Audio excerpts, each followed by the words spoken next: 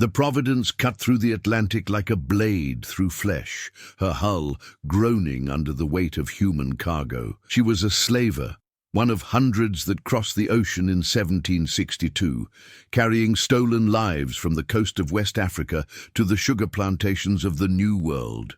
Her captain, Elias Harrow, was a thin man with ice-chip eyes and a reputation for efficiency. He delivered his cargo alive, mostly, and profitable, always. Below deck, in a hold designed for 40 but crammed with 87 souls, the air was thick enough to choke on. The smell of unwashed bodies, festering wounds, human waste, and despair created a miasma that clung to the wooden walls like a living thing.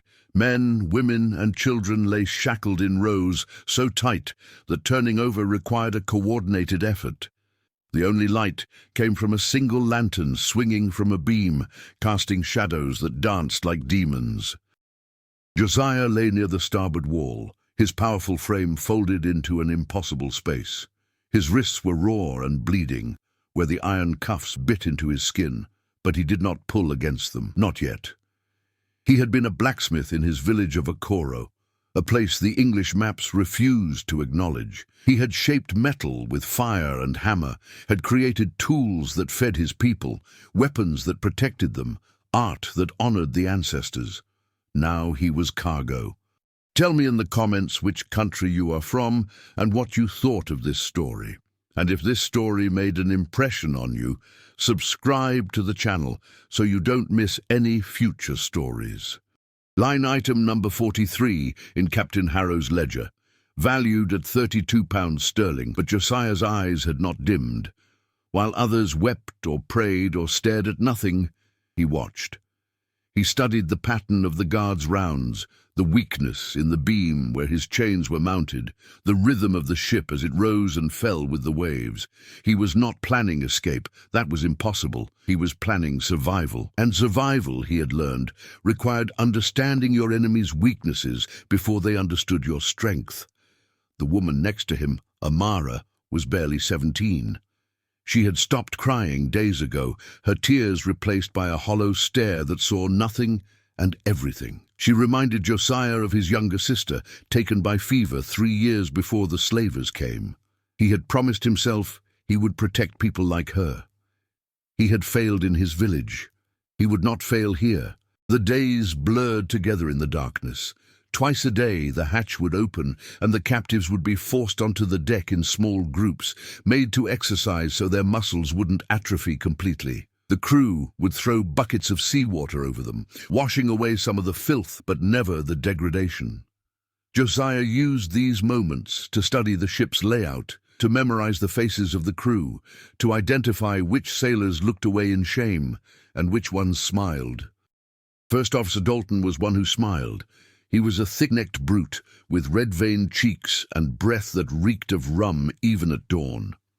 Josiah had seen how Dalton looked at Amara during the deck exercises, how his gaze lingered on her in a way that made Josiah's hands curl into fists. He had seen this look before in the eyes of men who believed their power made them untouchable. Josiah began working on his shackles that very night. He twisted his wrists in the cuffs, ignoring the pain, feeling for the angle that would give him leverage. The iron had been forged poorly.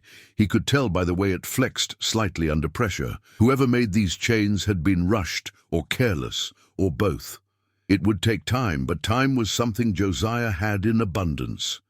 3 weeks into the voyage, on a night when the moon hung full and heavy over the water, the scream came. It tore through the hold like a physical thing, sharp and desperate and utterly terrifying. Josiah's eyes snapped open. Around him the other captives stirred, their chains rattling in the darkness. The scream came again, and this time Josiah could place it. Amara. He turned his head and saw her in the dim lantern light, pressed against the far wall of the hold, Dalton's bulk pinning her down. The officer's hand was clamped over her mouth, his other hand tearing at her clothing. Her eyes were wide with terror, her body thrashing uselessly against his weight. The hold fell into a terrible silence. 86 pairs of eyes watched. Some turned away, some wept silently. None moved. Josiah moved. He had been working the shackles for weeks, twisting them, weakening the mounting bolt. Now he pulled with everything he had, feeling his skin tear, feeling blood slick his hands. The pain was distant, unimportant. He twisted his wrists inward, found the angle, and pulled again. The bolt snapped. The sound was lost in Amara's muffled cries. Josiah rose to his knees, his chains still attached but free from the wall. He crossed the hold in 3 strides, moving with the silence of a hunting cat. Dalton didn't hear him coming. Josiah's fist connected with Dalton's temple, like a hammer striking an anvil. The impact was so sudden, so violent, that Dalton's head snapped sideways and his eyes rolled back. He collapsed onto his side, unconscious, before he hit the floor. Amara scrambled backward, gasping, clutching the torn remains of her clothing to her chest. Her eyes met Josiah's, and in them he saw gratitude mixed with a new kind of fear. Fear of what would come next, because they both knew what would come next. The hold erupted in whispers. Some captives praised God in their native tongues. Others prepared for the retaliation they knew was inevitable. Josiah stood over Dalton's unconscious form, his chest heaving, his fists still clenched and bleeding.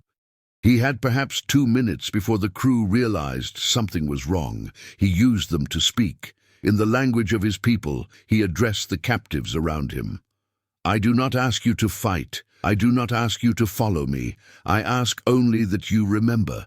We are not animals. We are not cargo. We are human beings. And sometimes being human means we must stand even when we know we will fall." The words hung in the air for a heartbeat. Then boots thundered above.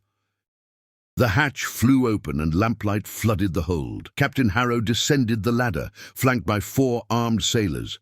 His face was a mask of cold fury as he surveyed the scene. Dalton groaning on the floor, Josiah standing free, blood dripping from his wrists. Who did this? Harrow's voice was soft, which somehow made it more terrifying. No one spoke. Harrow drew a flintlock pistol and aimed it at Amara's head. "I will count to 3. If no one confesses, I will execute this girl. Then I will move to the next, and the next until someone tells me the truth." 1. Josiah stepped forward. "I did." Harrow's eyes slid to him, assessing, calculating. He holstered the pistol slowly and smiled, a thin, cruel expression that never reached his eyes. "A hero. How noble." He turned to his crew. "Bring him topside, chain his ankles, prepare a weight." The sailors moved quickly, grabbing Josiah by the arms. He did not resist. As they dragged him toward the ladder, he looked back at Amara one last time. She was crying now, silent tears streaming down her face. He nodded to her, a gesture that said everything words could not. Then they hauled him up into the night. The deck was cold and wet with spray. The moon illuminated the endless black expanse of ocean in every direction, a reminder of how utterly alone they were. The crew formed a semicircle near the rail, their faces carved from shadow and lamplight. Captain Harrow stood at the center, arms crossed, watching as his men chained Josiah's ankles and attached a heavy iron weight to the binding. "You have a choice," Harrow said, his voice carrying over the wind. "Beg for your life, admit your place, and I will return you to the hold in chains. Refuse, and I will give you to the deep." Josiah stood straight despite the blood loss, despite the exhaustion, despite knowing he would die in the next few minutes. He looked Harrow directly in the eye and spoke with absolute certainty. "I do not beg, not to you, not to any man who thinks he can own another." Harrow's jaw tightened. He nodded once to his crew. "Throw him over." 4 sailors lifted Josiah, 2 on his arms, 2 on his legs. For a moment he was suspended in the air, framed by moon and stars and the infinite ocean. He did not close his eyes. He did not pray. He simply looked at the horizon and thought of his village, his forge, his sister's laughter. Then they released him. The fall seemed to last forever and no time at all. The water hit him like a fist, driving the air from his lungs, shocking his system with cold, so intense it felt like fire. The weight dragged him down immediately, pulling him into the black depths. He watched the surface recede above him, the moon becoming a distant shimmer, then a memory, then nothing. His lungs burned, his vision blurred. The pressure built in his ears until he thought his head would burst. The ocean was taking him, claiming him, drowning him in silence and darkness. But Josiah did not accept it. He twisted his body, fighting the weight's pull, and reached for the rope binding his ankles.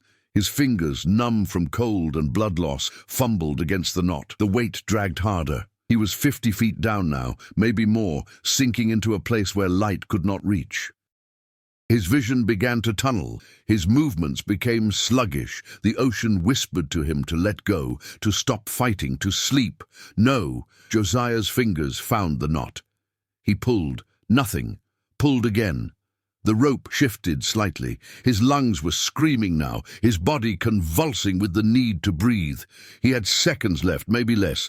He pulled a third time with the last of his strength. The knot came free. The weight tumbled away into the abyss.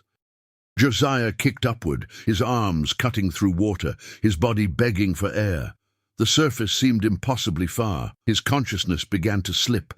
He kicked again, and again. His vision went grey at the edges. He broke through the surface, gasping, choking, vomiting seawater. Air rushed into his lungs, sweet, painful, impossible air. He floated on his back, his body shaking uncontrollably, staring up at the stars he thought he would never see again. The Providence was already distant, her sails full, moving away into the night. No one had heard him surface, no one was coming back. Josiah was alone in the middle of the Atlantic Ocean, hundreds of miles from any shore, with no food, no water, and no hope of rescue. He should have died that night, but the current had other plans. It caught him gently, like hands guiding him, and began to carry him south. Josiah floated, too exhausted to swim, too stubborn to die. Hours passed. The stars wheeled overhead. His body went numb. His mind began to drift between consciousness and dream. And then, as the first grey light of dawn touched the horizon, he saw it. Land. A thin line of green rising from the water, perhaps 2 miles distant. An island, small, unmarked on any map he had ever seen. It existed in the space between the known world and legend. Josiah forced his frozen limbs to move. He swam. Each stroke was agony, each breath was a battle. But he swam. The island grew slowly larger, maddeningly slowly, but it grew. His hands touched sand, his knees scraped coral. He crawled onto the beach, his body shaking, his lungs heaving, and collapsed face down on the shore. The sun rose behind him, painting the sky in shades of gold and fire. And Josiah, the man they had tried to drown, the man who refused to die, lay on a beach that existed on no map, alive and alone. He closed his eyes and smiled. The ocean had not killed him. It had delivered him. And somewhere in the vastness of his exhausted mind, a single thought formed and took root like a seed in fertile soil. I will survive this, and then I will make them remember my name. Josiah woke to pain. It was not the sharp, immediate pain of injury, but rather the deep, pervasive ache of a body that had been pushed far beyond its limits. Every muscle screamed. His throat felt like it had been scraped with broken glass. His skin was raw from salt and sun, and when he tried to move, his arms refused to cooperate for several long seconds. He lay on his back, staring up at a sky so intensely blue it seemed artificial, and took inventory of his situation with the methodical mind of someone who understood that panic was a luxury he could not afford. He was alive. That was unexpected. He was on land. That was miraculous. He was alone. That was both a blessing and a curse. Slowly, painfully, Josiah rolled onto his side and pushed himself up to his knees. The beach stretched out before him in a perfect crescent of white sand, bordered on one side by the endless expanse of the Atlantic, and on the other by a wall of dense jungle that seemed to pulse with hidden life. Palm trees swayed in a gentle breeze, their fronds clicking together with a sound like distant conversation. The air was thick with humidity and smelled of salt, vegetation, and something else. Something ancient and untouched. Josiah stood on shaking legs and surveyed his domain. The beach was perhaps a quarter-mile long, curving around a natural harbour where the water was calm and clear as glass. To the north, rocky cliffs rose sharply from the water. To the south, the jungle grew so dense it looked almost impenetrable. And directly ahead, where the beach gave way to vegetation, he could see a gap in the trees, a natural path, or perhaps something man-made. His first priority was water. Without it, he would be dead in 3 days, regardless of how miraculous his survival had been so far. Josiah's lips were cracked and bleeding, his tongue swollen in his mouth. He had swallowed what felt like half the Atlantic Ocean, but salt water only hastened dehydration. He forced himself to move, each step an exercise in willpower. The sand was hot beneath his bare feet, and the sun beat down with tropical intensity. He made his way toward the tree line, seeking shade and hopefully fresh water. As he entered the jungle, the temperature dropped noticeably, and the sounds changed. Birds called from the canopy, insects buzzed in clouds, and somewhere in the distance he heard the unmistakable sound of running water. Josiah followed the sound, pushing through undergrowth that grabbed at his legs and arms. His body protested every movement, but he ignored it. Pain was temporary. Dehydration was fatal.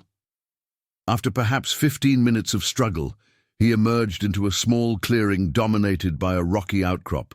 Water cascaded down the rocks in a thin stream, collecting in a natural pool at the base before trickling away into the jungle.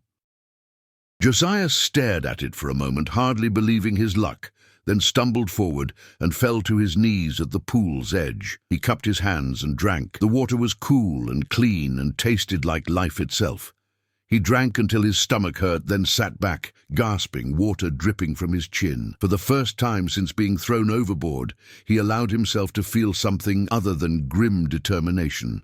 Relief, pure, overwhelming relief. He was going to survive the first day, maybe the second.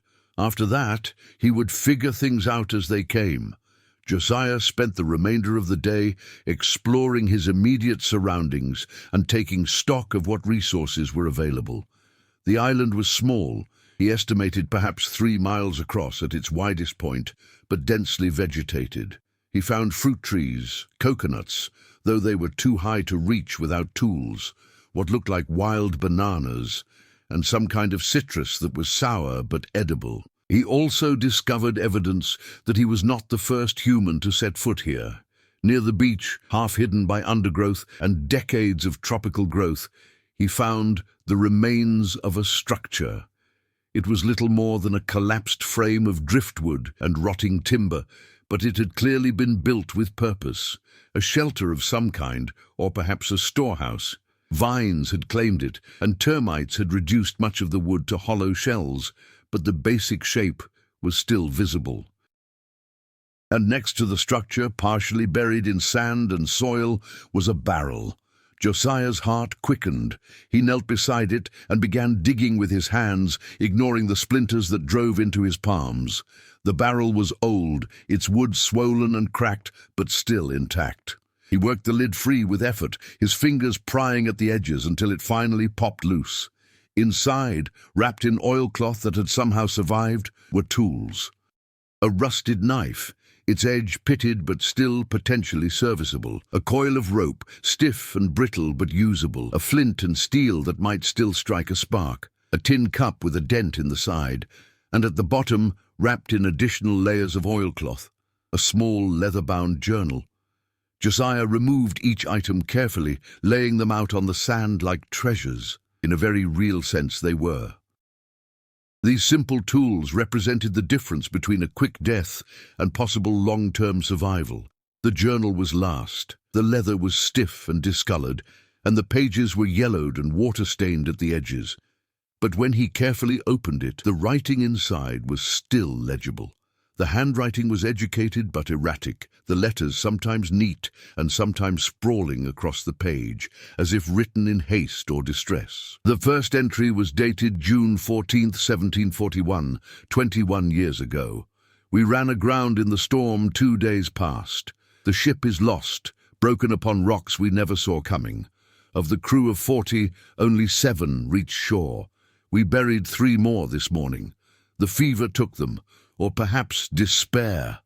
This place is cursed, I am certain of it. No charts show this island. It exists in the blank spaces of the map, and I fear it means to keep us here forever. I'm Captain Willem Drask of the merchant vessel Neptune's Pearl. If any soul finds this, know that we died free men, though we lived as fools. Josiah turned the page carefully. The entries continued, growing shorter and more desperate. June 18th. Jensen died in the night. His wounds festered despite our efforts.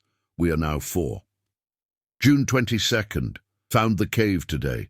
Old Thompson was hunting for wild pigs when he stumbled across it. What we found inside defies explanation. Gold. Coins, jewelry, plate, a pirate's hoard surely, left here by men long dead. We are rich beyond measure, and yet it means nothing. We cannot eat gold. We cannot drink it. It mocks us with its uselessness. June 27th. 2 more dead. Reynolds took his own life, walked into the sea, and did not return.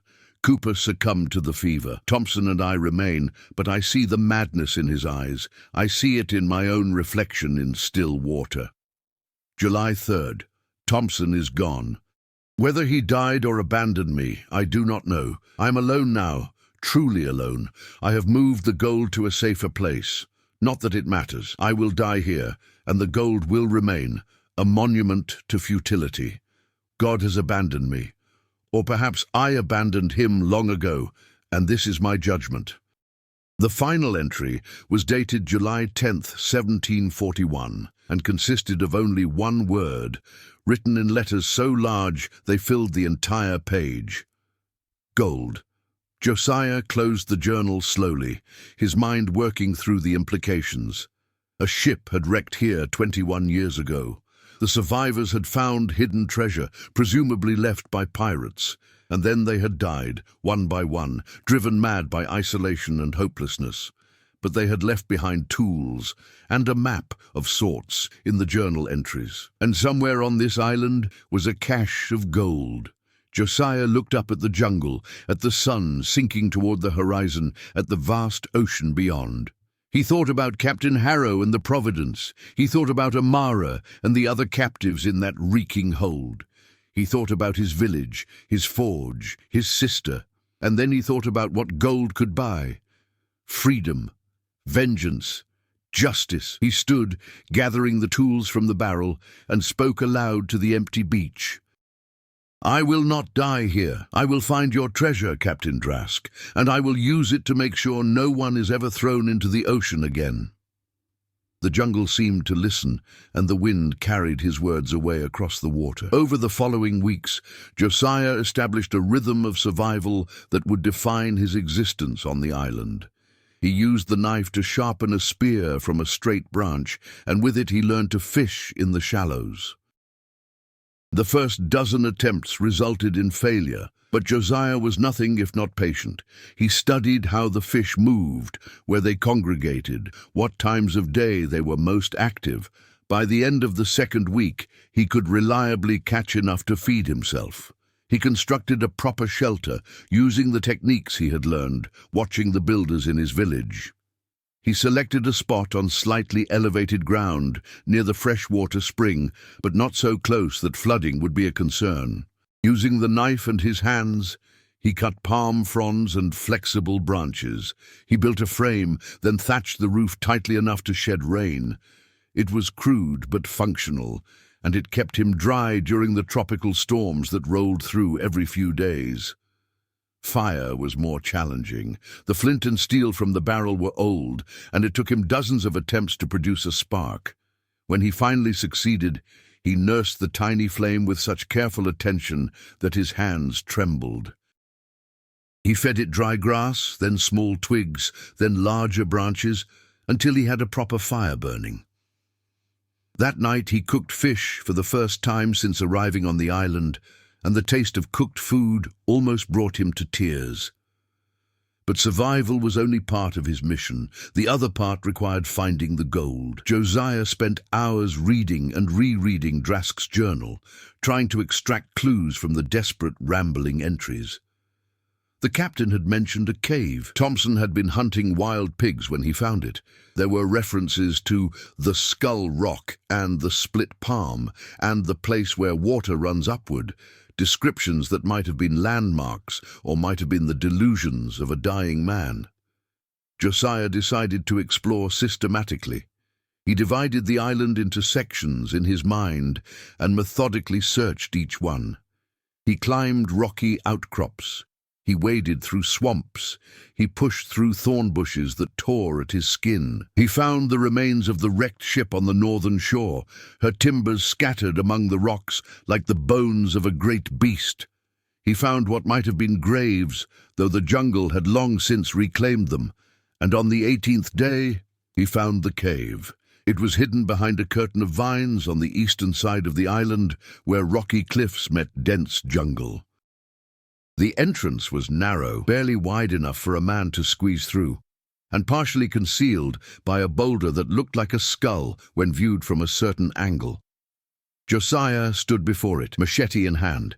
He had fashioned it from sharpened metal, salvaged from the ship, and felt his heartbeat quicken. This was it. He pushed through the vines and entered the cave. The temperature dropped immediately, and the air smelled of earth and moisture and something older. Time itself, perhaps. The entrance tunnel sloped downward, forcing him to move carefully in the dim light. After perhaps 30 feet, the tunnel opened into a larger chamber, and there, illuminated by a shaft of sunlight filtering through a crack in the ceiling, were 3 chests. They were large, iron-bound, their wood darkened by age and damp. 2 of them had collapsed partially, their locks broken, their lids askew. The third was still intact, though vines had begun to creep across its surface. Josiah approached slowly, hardly daring to breathe. He knelt beside the nearest chest and lifted the broken lid. Gold.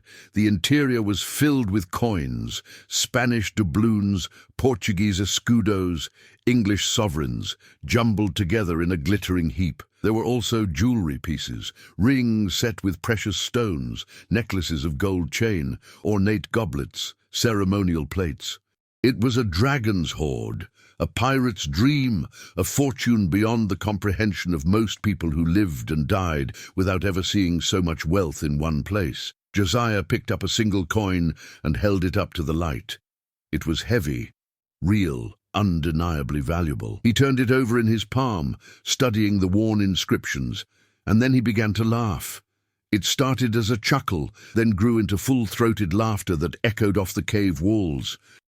He laughed because it was absurd. He had been thrown into the ocean to die, and instead he had found a king's ransom. He laughed because Captain Drask had been right. The gold was useless here, on this island, where there was no one to trade with and nothing to buy. And he laughed because he knew with absolute certainty that this gold would not remain useless forever. He would leave this island. He would return to the world of men, and when he did, this gold would be his weapon. He would use it to buy freedom for others. He would use it to destroy the men who had tried to destroy him. He would use it to ensure that his survival had meaning beyond mere existence. Josiah stood, still holding the coin, and made a vow to the ghosts of Captain Drask and his crew. "I will not waste this. I will not let it rot here. Your gold will do what you could not. It will change the world." The cave was silent, except for the slow drip of water somewhere in the darkness. But Josiah felt in that moment that the ghosts heard him, and perhaps, in whatever place they now existed, they approved. 7 years of solitude, survival, and transformation. Josiah stood on the beach where he had first crawled ashore. and he barely recognized himself. His body had changed, muscles hardened by constant labor, skin darkened almost to black by relentless sun, hair grown long and twisted into thick locks that hung past his shoulders. He wore clothing he had fashioned himself, pants and a vest made from animal hides and woven palm fibers, functional but crude. Around his waist, tied with a strip of leather, hung a small pouch containing 3 gold coins. The rest of the treasure remained hidden in the cave, exactly where he had found it. There was too much to carry, and he had no way of knowing when or if he would ever need it. But he had taken enough to prove his story, to buy his passage, to begin the next phase of his plan. Because today, finally, salvation had arrived. The ship appeared on the horizon just after dawn, her white sails catching the morning light. Josiah had maintained a signal fire on the highest point of the island for the past 6 years, feeding it religiously every day at sunrise and sunset. Dozens of ships had passed within sight during that time, but none had altered course to investigate. He had begun to wonder if he was invisible, if the island itself existed in some fold of reality that normal ships could not perceive. But this ship turned toward the smoke. Josiah watched her approach, his emotions carefully controlled. This was not the moment for joy or relief. This was the moment that would determine everything that followed. He needed to appear confident, valuable, and sane. He needed to convince strangers that he was worth rescuing, that he had something to offer beyond being a curiosity. The ship anchored offshore, and a longboat was lowered. 6 men rowed toward the beach, and even from a distance Josiah could see their weapons, pistols and cutlasses, standard equipment for any crew sailing these waters where pirates still prowled. The boat grounded on the sand, and the men stepped out warily, their eyes scanning the jungle as if expecting an ambush. The man who appeared to be the captain stepped forward. He was barrel-chested with a graying beard, his face weathered by decades at sea. His hand rested casually on the pistol at his belt. "Well," he said, his voice carrying a thick English accent, "I'll be damned. There actually is someone on this godforsaken rock." Josiah approached slowly, his hands visible and empty. "Good morning, Captain. My name is Josiah, and I am in need of passage." The captain's eyes widened slightly at Josiah's perfect English, clearly not expecting such educated speech from someone who looked like a castaway savage. "Is that so? And how exactly do you propose to pay for this passage? With coconuts?" Josiah reached into the pouch at his waist and withdrew one of the gold coins. He held it up, letting it catch the sunlight. "Will this suffice?" The effect was immediate. The captain's eyes locked onto the coin, and his crew members shifted forward, their earlier wariness replaced by keen interest.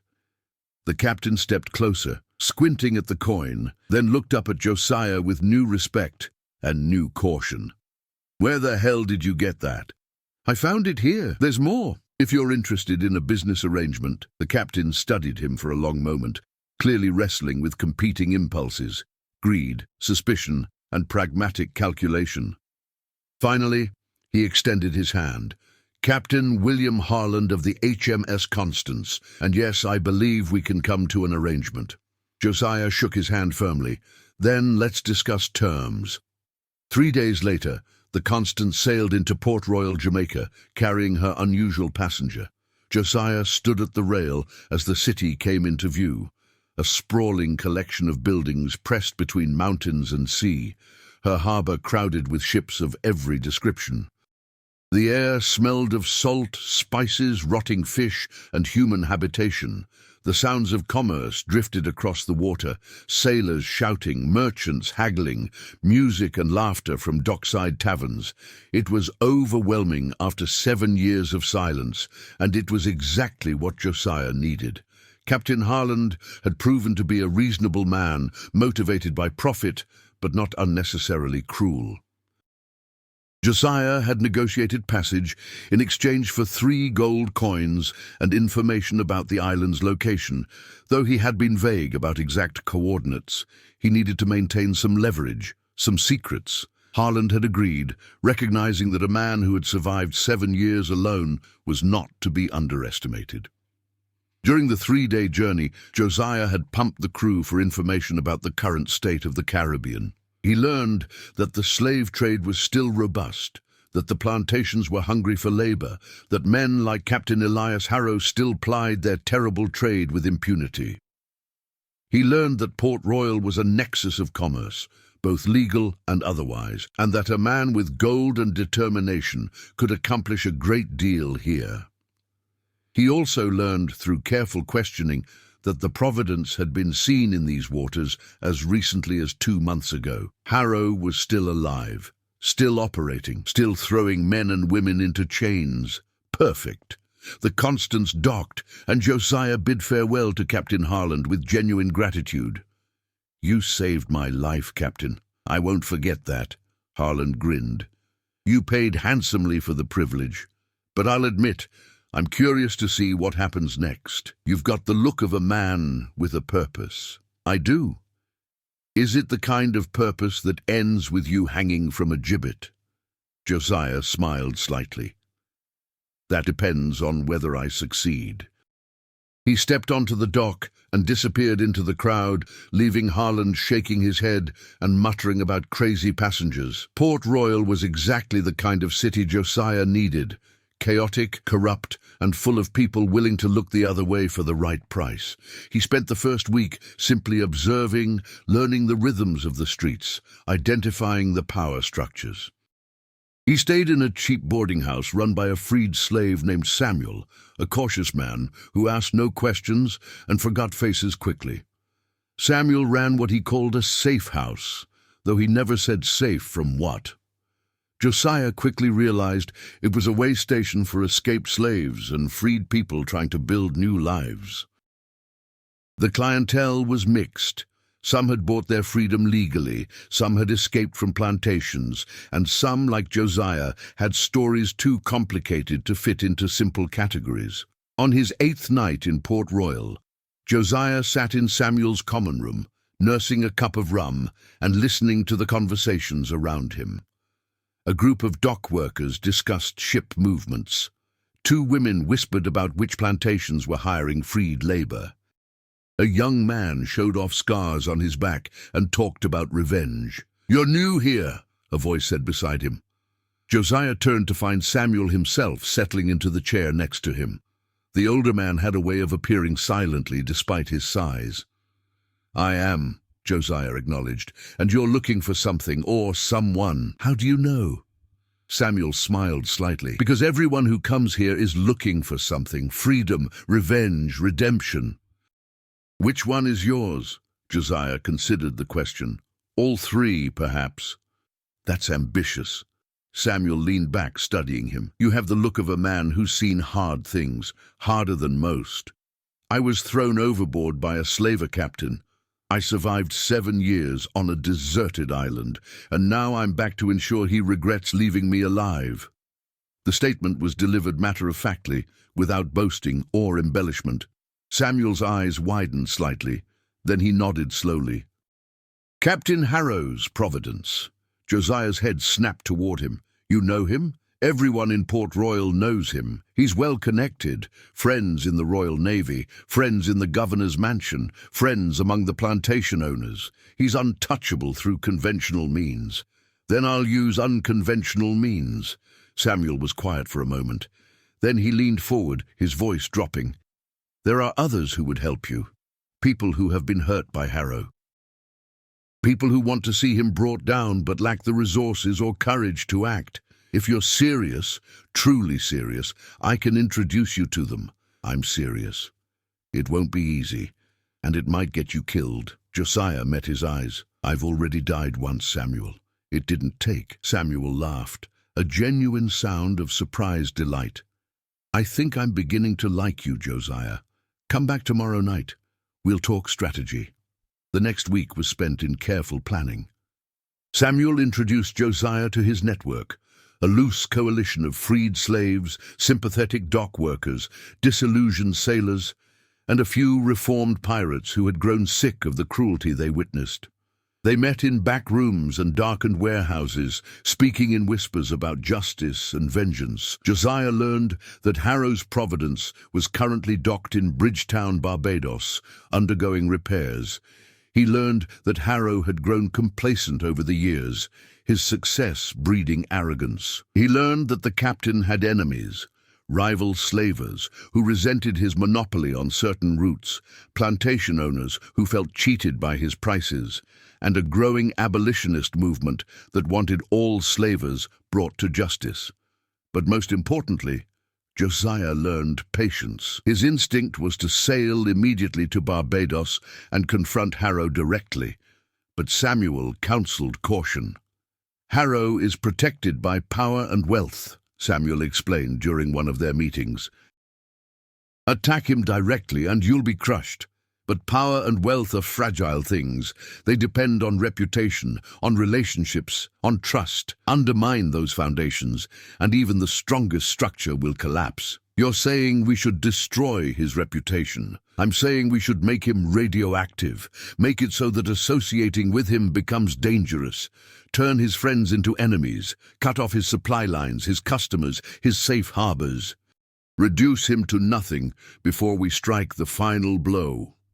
Josiah smiled grimly. "Economic warfare, exactly. It's slower than direct confrontation, but it's more certain. And it has the added benefit of potentially freeing more people in the process. Every contract Harrow loses is a ship full of people who don't get enslaved." The logic was sound, but it required resources, money to bribe officials, to spread rumors, to hire lawyers and forgers and infiltrators.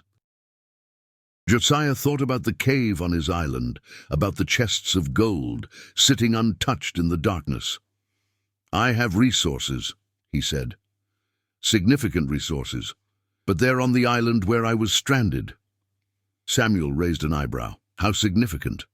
3 chests full of Spanish gold." The room fell silent. Everyone present turned to stare at him. Finally, Samuel spoke. "You're serious." "Completely." "Then we need to retrieve it, and we need to do it quietly before word spreads. Gold has a way of attracting the wrong kind of attention. It took another 2 weeks to organize an expedition. Samuel called in favors and hired a small, fast ship captained by a freed slave named Thomas, who asked no questions and had a reputation for discretion. Josiah, Samuel, and 4 trusted allies sailed from Port Royal under cover of darkness, their destination carefully kept secret. The island appeared exactly as Josiah had left it, silent, green, and isolated. Seeing it again stirred complicated emotions. This place had been his prison and his salvation, his hell and his refuge. Part of him had believed he would never see it again. Another part had always known he would return. They anchored offshore and the group rowed to the beach in 2 trips. Josiah led them into the jungle, following paths he had walked 1,000 times. The cave was exactly where he remembered it, hidden behind the skull-shaped boulder and the curtain of vines. When he opened the first chest and revealed the gold, his companions stood in stunned silence.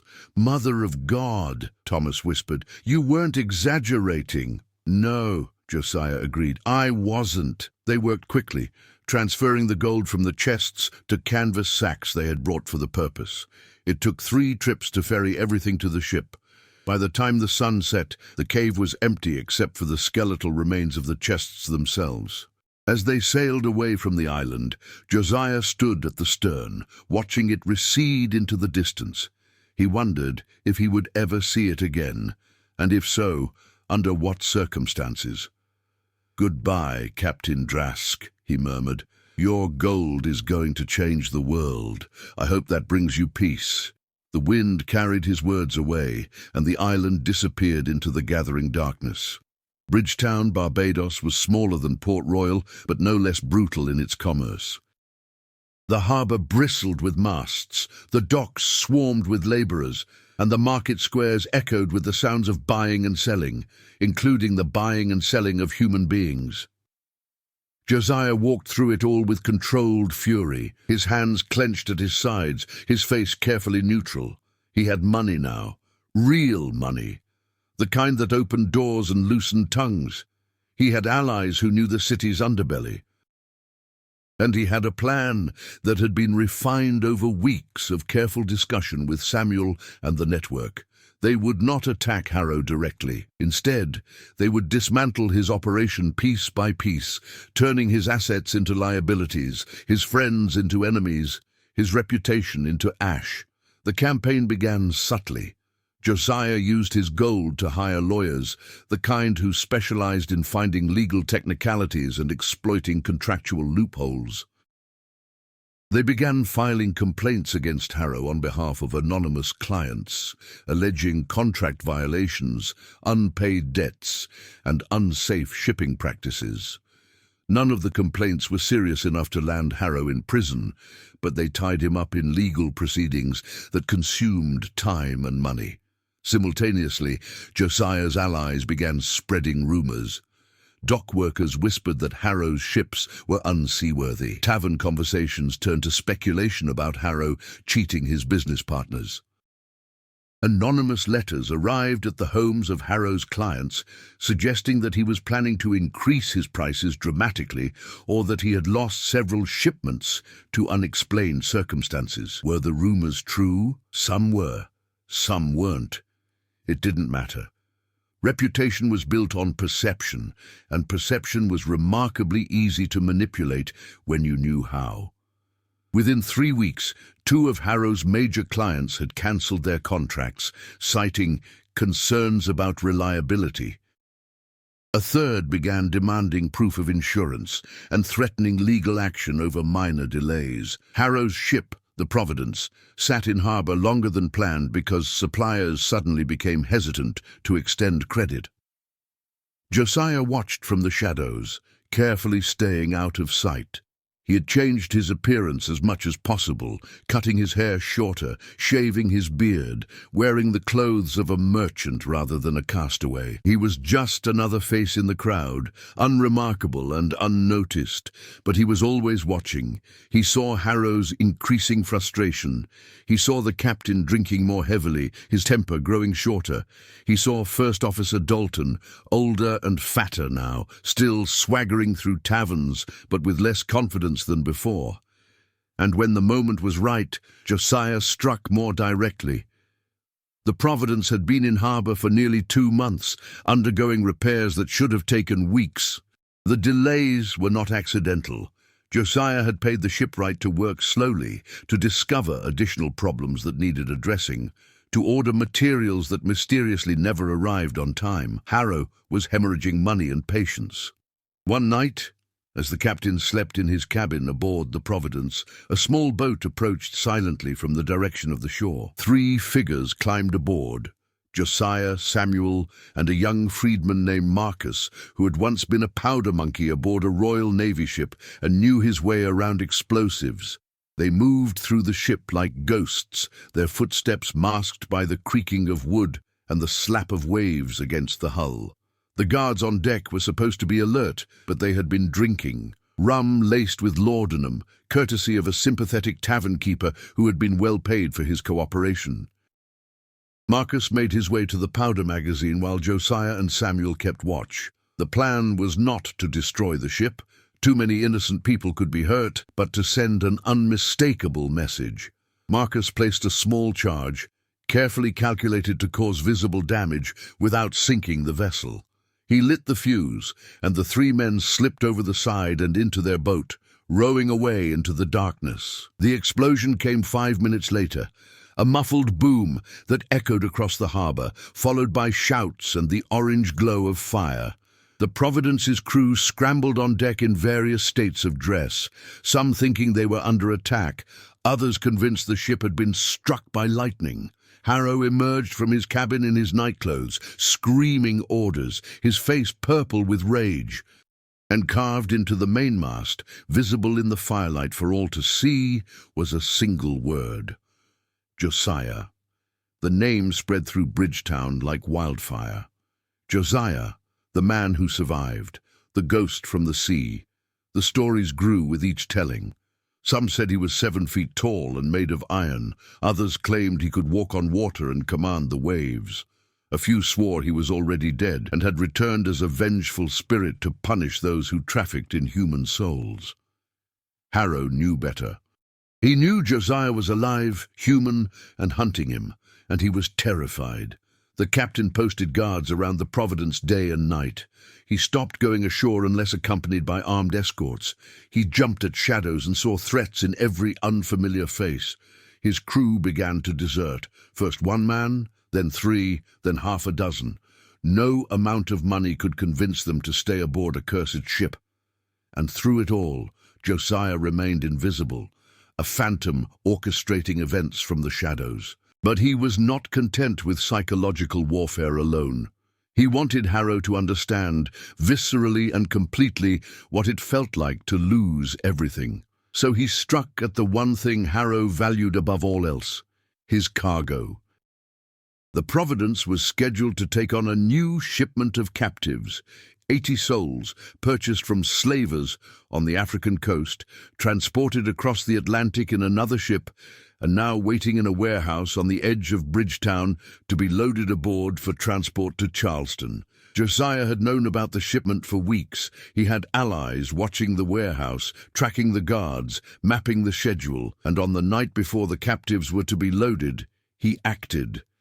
20 men and women from Samuel's network surrounded the warehouse just after midnight. They were armed with whatever weapons they could acquire, clubs, knives, a few old muskets. They were not soldiers, but they had something more powerful than training, righteous fury, and nothing left to lose. The guards at the warehouse were not expecting trouble. They were expecting a quiet night followed by a payday when the cargo was loaded the next morning. Instead, they found themselves facing a group of determined attackers who gave them a simple choice: run or fight. Most ran. The few who chose to fight were quickly overwhelmed. Josiah had insisted on minimizing bloodshed. These guards were hired men, not slavers themselves, but he had also made it clear that anyone who tried to stop them would be treated as an enemy. Within 15 minutes, the warehouse was secured. Inside, chained in rows, just as Josiah had once been chained, were 80 men, women, and children. They stared at their liberators with expressions ranging from hope to terror to blank incomprehension. Josiah stepped forward, and when he spoke, he used the languages of West Africa that he had learned in his youth, languages that connected him to these people in ways no chain could break. "You are free," he said simply. "We are taking you to safety. If you have family or friends you were separated from, we will try to find them. If you want to return home, we will try to help you. If you want to build a new life here, we will help you do that too. But you will never be cargo again." They broke the chains using tools stolen from the warehouse itself. As the captives stumbled out into the night, weak from confinement but tasting freedom for the first time in months, several of them wept. Others simply stood in silence, unable to believe what was happening. Samuel and his network guided them away from the warehouse in small groups, dispersing them to safe houses throughout Bridgetown and the surrounding countryside. It would take time to sort out their futures, but they were alive and free, and that was what mattered. As dawn broke, Harrow arrived at the warehouse to oversee the loading of his cargo and found it empty. The chains lay broken on the floor. The guards had fled. And painted on the wall in letters 3 feet high was a message: "The sea chose me. Now I choose them." Harrow stood in the empty warehouse and screamed until his voice gave out. Captain Elias Harrow was a man watching his carefully constructed world collapse around him, and he had no idea how to stop it. He sat in his cabin aboard the Providence, a half-empty bottle of brandy on the table before him, and tried to make sense of the disaster his life had become. 4 months ago, he had been prosperous, feared and respected in his circles. His ships ran on schedule. His clients were satisfied. His crew was loyal. He had money, influence, and the comfortable certainty that the law would protect him because the law was written by men who profited from his trade. Now, everything was falling apart. His contracts had evaporated. His crew was abandoning him. His ship sat in harbor burning through his savings while repairs dragged on endlessly. His suppliers refused to work with him.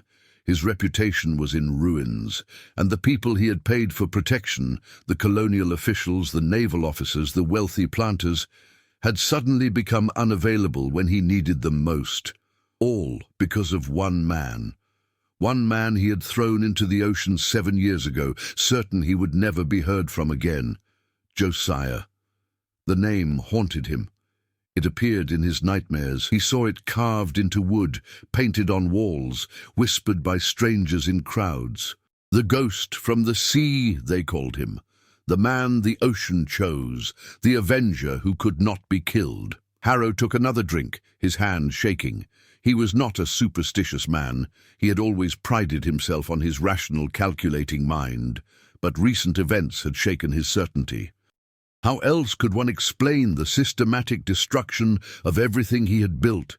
How could a single man, a former slave with no resources or connections, bring down a captain with decades of experience and powerful allies? Unless he wasn't just a man, unless he was something more, something that had been forged in the depths and returned with the ocean's blessing. Harrow shook his head violently, trying to dispel the thought. No, Josiah was just a man. A clever, determined, vengeful man, but still just a man, and men could be killed. He stood abruptly, decision crystallizing in his mind. He was done running, done hiding, done letting this phantom dictate the terms of engagement. If Josiah wanted war, Harrow would give him war, but on Harrow's terms. He called for his first mate MacLeod, and when the grizzled Scotsman entered the cabin, Harrow spoke with more conviction than he had felt in months. Spread the word. 1,000 gold sovereigns for Josiah's head. Dead or alive, but I prefer dead. And double that for information leading to the capture of anyone helping him. MacLeod's eyes widened.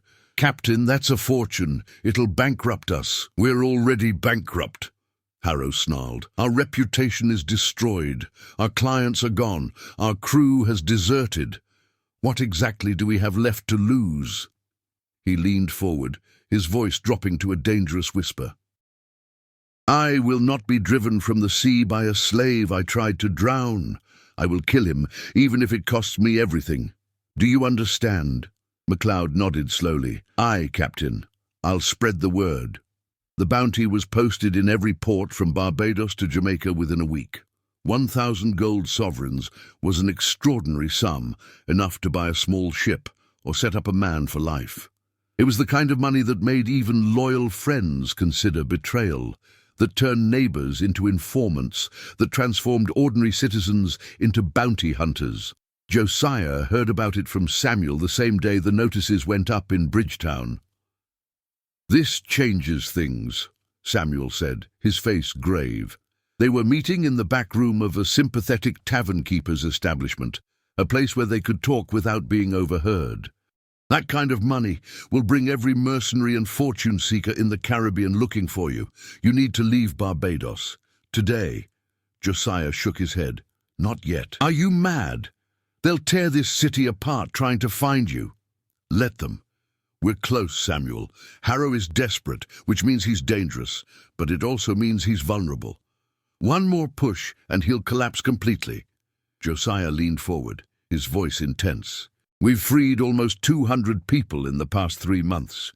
We've disrupted a dozen slave shipments. We've shown people that the system isn't invincible, that it can be fought. If I run now, it sends the message that Harrow won, that money and violence are still supreme. And if you die, it sends the message that challenging power gets you killed, Samuel countered. You're one man, Josiah, a remarkable man, but still just one man. You can't fight the entire system alone. I'm not alone. I have you. I have the network. I have something even more powerful. I have a story, the man who survived, the ghost from the sea. That story gives hope to people who have none. It shows them that the impossible is possible. But stories require endings, Samuel. And this one isn't finished yet. Samuel was quiet for a long moment, studying Josiah's face. Finally he sighed. You're going after Harrow directly now, aren't you? Yes, it'll be a trap. He'll be expecting you. I know. You could die. Josiah smiled faintly. I've died before. It didn't take. Despite himself, Samuel laughed. Then his expression grew serious again. If you're determined to do this, then do it smart. Use the bounty against him. Turn his own weapon into a tool. What do you mean? Harrow posted the bounty because he wants you dead, but he also wants to know where you are, who's helping you, what your plans are. Information is valuable, and people will sell it for less than 1,000 sovereigns. So give him information, false information. Feed him rumors and false sightings. Make him chase shadows. Exhaust his resources and his patience. And while he's distracted, we hit him where it really hurts. Josiah considered this. You're suggesting a disinformation campaign. I'm suggesting we bury him in lies until he can't tell truth from fiction. Make him so paranoid that he turns on his own allies. Destroy him from within while maintaining the external pressure. It was brilliant, and it had the added advantage of keeping Josiah alive while still advancing their goals. How do we start? Samuel smiled grimly. We start by making Harrow think you're somewhere you're not. Over the next 3 weeks, Bridgetown was flooded with Josiah sightings. He was seen in taverns in 3 different parts of the city simultaneously. He was spotted boarding a ship bound for Charleston. He was recognized in the market, in the church, lurking near the governor's mansion. He was reportedly 6 feet tall or 7 feet tall, or of average height. He had long hair or short hair, or was completely bald. He dressed as a merchant, a sailor, a beggar, a gentleman. Every report was contradictory, every sighting impossible. But Harrow had offered a fortune for information, and people were eager to claim it, even if they had to invent their information wholesale. Samuel's network had carefully seeded many of these false reports, paying actors and sympathetic locals to play the part of witnesses. But human nature took over, and soon genuine false reports began flooding in from people who genuinely believed they had seen the legendary figure. Harrow's men chased every lead. They raided boarding houses, searched ships, interrogated witnesses. They spent money, time, and energy pursuing ghosts. And with each failed lead, Harrow's paranoia deepened. He began to suspect everyone. His own crew might be compromised. The officials he had bribed might be working for Josiah. Even MacLeod, his most loyal officer, might be planning betrayal for that 1,000 sovereign reward. The captain barely slept. He drank more heavily. His hands developed a constant tremor. He saw Josiah's shadow in every darkened doorway, heard his voice in every whispered conversation. He was falling apart. And while he crumbled, Josiah and the network struck again and again. They freed another group of captives awaiting transport. They convinced 3 more of Harrow's business partners to terminate their contracts, using a combination of legal pressure, rumor, and judicious bribery. They even managed to get the Providence declared temporarily unseaworthy by a harbor inspector who was sympathetic to their cause, which meant Harrow couldn't even leave port if he wanted to. The captain was trapped in Bridgetown, surrounded by enemies he couldn't see, fighting a war he couldn't win. The breaking point came on a humid night in late August. Josiah decided it was time to appear in person, not to kill Harrow, but to break him completely. He walked into the Rusty Anchor, the tavern where Harrow spent most of his nights now, drinking himself into a stupor and muttering about vengeance and ghosts. Josiah had changed his appearance again, wearing fine clothes like a prosperous merchant, his hair styled, his bearing confident. He didn't look like the wild castaway of legend. He looked like a man who belonged in civilized company. He walked directly to Harrow's table, where the captain sat alone with a bottle and pulled out a chair. "Captain Harrow," he said pleasantly, "may I join you?" Harrow looked up, his bleary eyes struggling to focus. For a moment, there was no recognition. Then his face went pale as recognition crashed over him like a wave. "You," he whispered. "Me," Josiah agreed. He signaled the bartender for 2 glasses, then poured brandy for both of them with steady hands. I thought it was time we talked. Harrow's hand moved toward his pistol, but Josiah shook his head slightly. There are 3 people in this room who will put bullets in you if you draw that weapon. And there are a dozen more outside who will ensure you never leave this tavern alive. So I suggest you keep your hands on the table and listen to what I have to say. Harrow's hand froze. His eyes darted around the tavern, suddenly seeing threats everywhere. And perhaps they were real, perhaps not. He had lost the ability to tell. "What do you want?" His voice was hoarse, defeated. "I want you to understand something," Josiah said calmly. 7 years ago, you threw me into the ocean because I defended a girl from your officer's violence. You didn't just try to kill me, you tried to erase me, to make it as if I never existed. Do you remember what you said to me? Harrow said nothing. You said, "You are cargo. Cargo does not fight back. Do you remember?" A slight nod. "You were wrong. Cargo doesn't fight back because cargo isn't human, but I was never cargo, Captain. I was a man. I am a man. And men remember. Men plan. Men take what was stolen from them and turn it into weapons."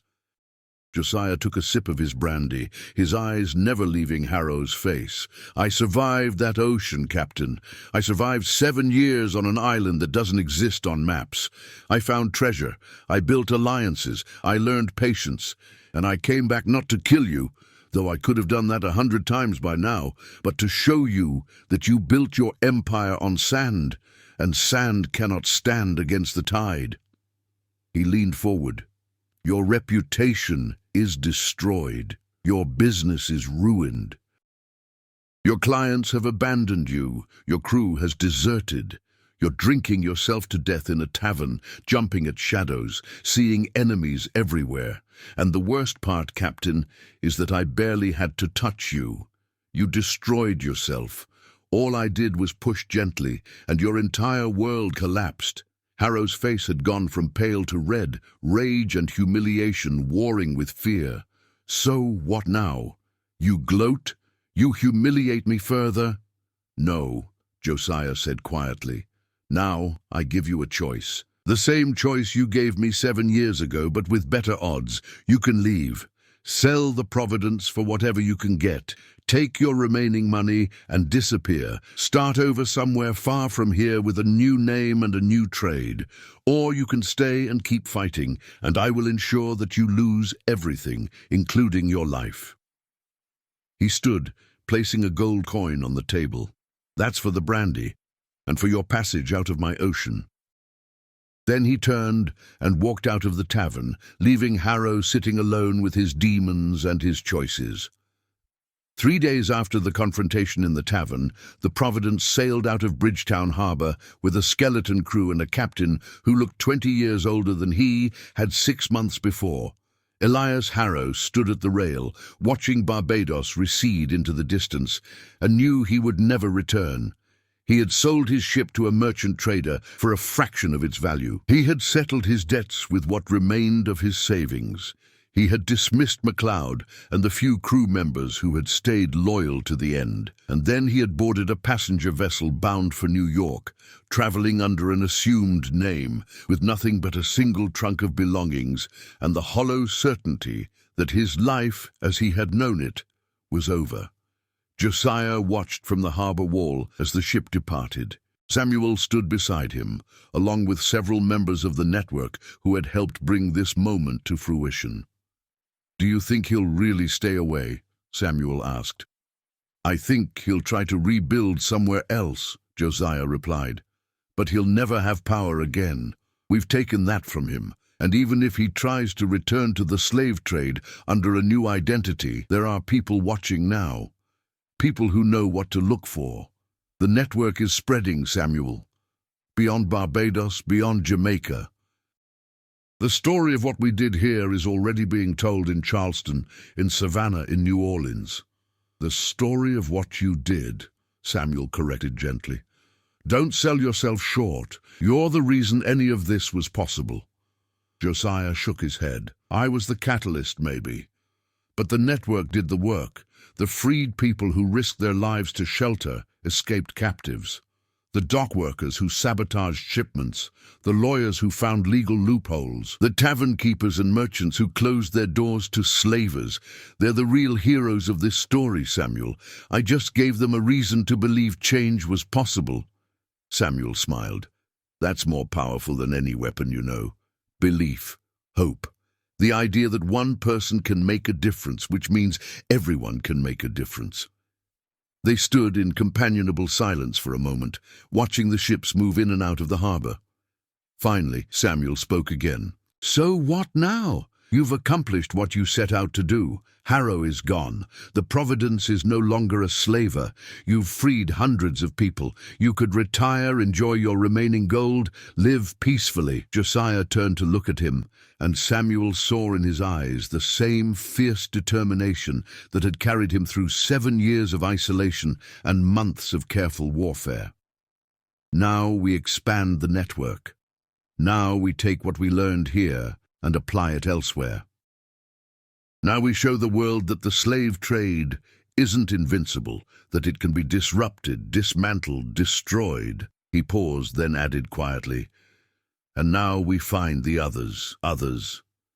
The captives from the Providence, the ones I was chained with in that hold 7 years ago. I never forgot them, Samuel. I never stopped thinking about Amara and the others. Some of them are probably still alive, still enslaved. I want to find them. I want to free them. Samuel nodded slowly. That's a tall order. Tracking individual slaves across 7 years and multiple colonies. I know, but I have resources now. Money, connections, a network of people who owe me favors or share my goals. And I have something more valuable than any of that. I have time. The island taught me patience. I can wait. I can plan. I can work for years if necessary. He looked at Samuel. Will you help me? Samuel extended his hand. Brother, I've been helping you since the day you walked into my establishment looking like a castaway prophet. I'm not stopping now. They shook hands, sealing the pact. Then they turned and walked back into Bridgetown, already making plans for the next phase of their war. Word of what happened in Bridgetown spread throughout the Caribbean with the speed of gossip and the embellishment of legend.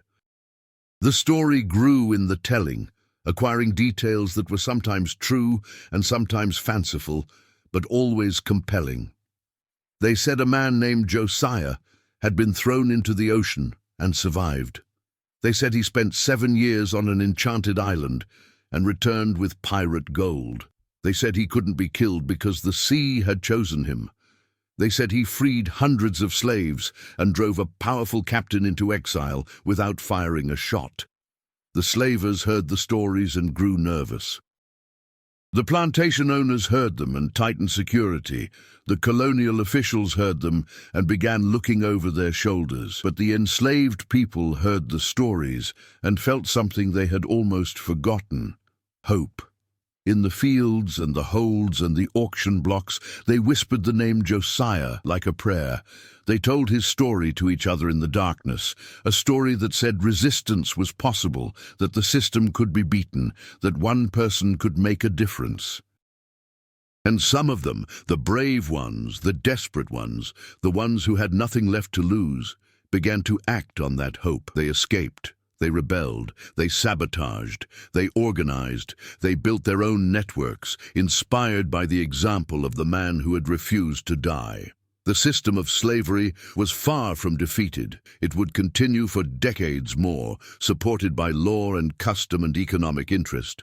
But cracks had appeared in what once seemed an unbreakable edifice. And those cracks, once started, would only grow wider. 5 years after Harrow's departure from Bridgetown, Josiah stood on a beach in South Carolina, watching the sunrise paint the Atlantic in shades of gold and crimson. He was 38 years old now, his hair shot through with gray, his face marked by years of hard work and harder choices. Behind him, hidden in the woods, were 17 people who had escaped from nearby plantations the night before. Josiah and his network, which had grown to include contacts in every major port between Savannah and Port-au-Prince, had organized their escape, forged their freedom papers, and arranged passage on a ship that would take them to Philadelphia, where they could truly start new lives. It was dangerous work. Several members of the network had been caught and executed over the years. Josiah himself had survived 3 assassination attempts and carried scars from knife wounds that reminded him daily of the price of his choices. But he had also witnessed miracles. He had seen families reunited after years of separation.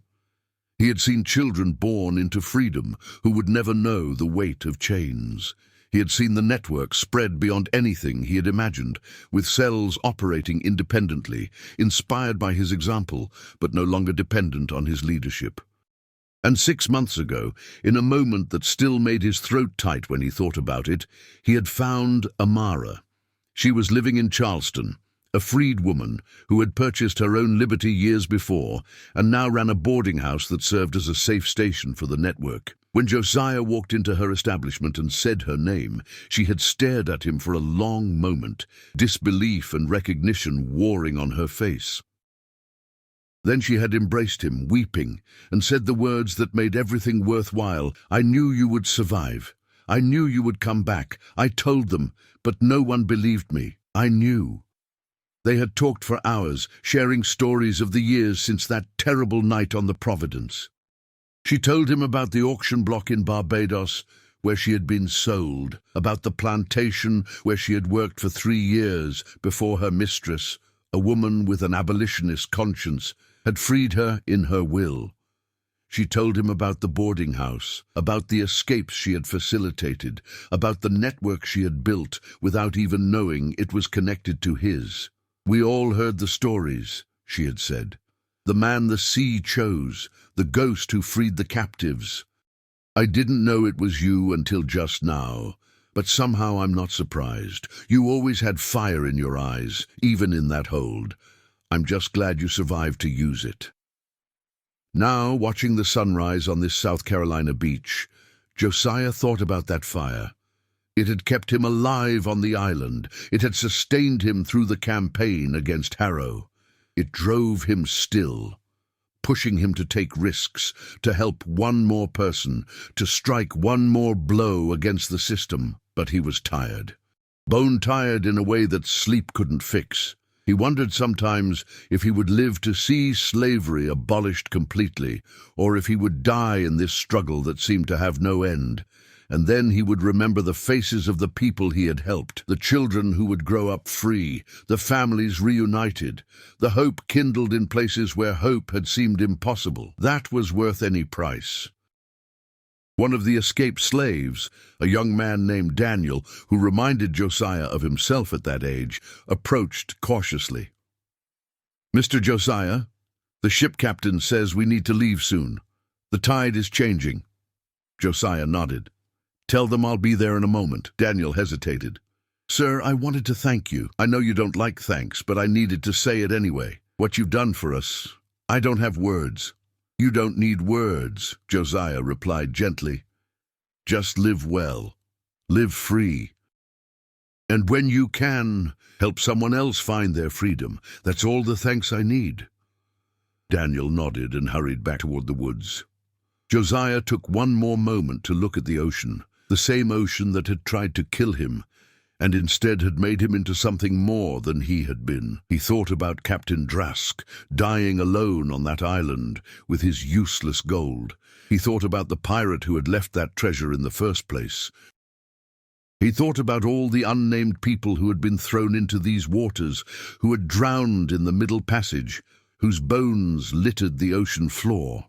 And he thought about the future, about the day when no one would be cargo, when the slave ships would be nothing but bad memories, when stories like his would be ancient history that children studied in wonder. That day would come.